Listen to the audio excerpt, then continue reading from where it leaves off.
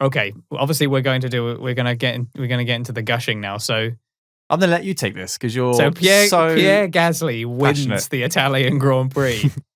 The echoes of Monza 2008. Sebastian Vettel is the youngest race winner ever. He wins in a Toro Rosso, which is like a sort of middle of the pack at the very most kind of car. The Toro Rosso was actually better than the Red Bull at first. They actually had a better car. I think probably because of the Minardi takeover was probably a smoother ride than the Jaguar takeover. I suppose it would have been Jaguar that Red Bull bought. So you've got this incredible history where they've done it all over again. It's the first French driver to win since 1997. Yeah, 1996. Monaco 96. Olivier Panis. I was trying to remember his name. Yeah, obviously who won in similar circumstances. This kind of nobody expected him to win in the Ligier of all the cars.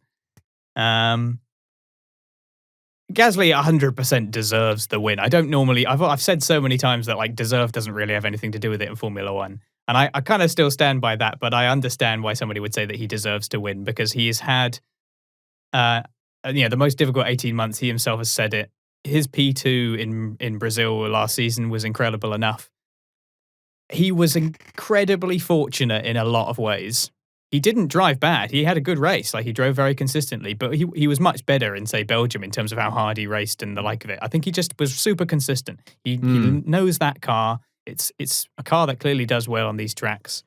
But nobody is going to begrudge Pierre Gasly this victory. Like we heard the Italian anthem at Monza nonetheless. Yeah. It happened for the second year on the row. We've had the Italian national anthem. Yeah.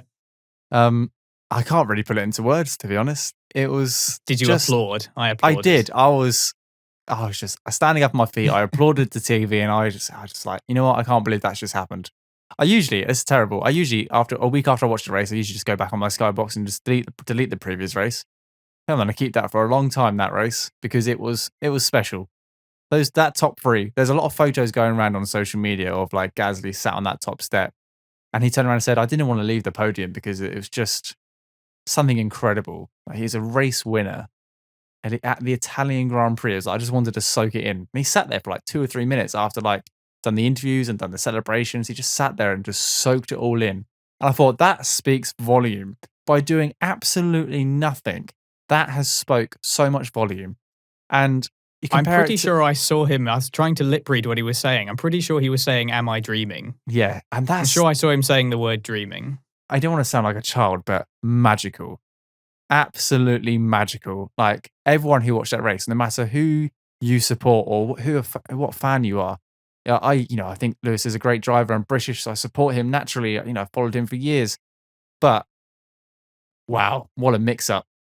What a mix-up. If you take Mercedes out of the equation, Red Bull had a terrible race. Ferrari were non-existent. And you've got a superb race with an equally superb finish. And oh my goodness, just the emotion when you see a driver who's not been on the top step of the podium, got lucky last year with the second step, but did well last year to get second. And like you said, he's had such a rough 18 months. Coming off the back of Spa, which would have been really emotional for him, and getting a win in an AlphaTauri. Wow, just incredible.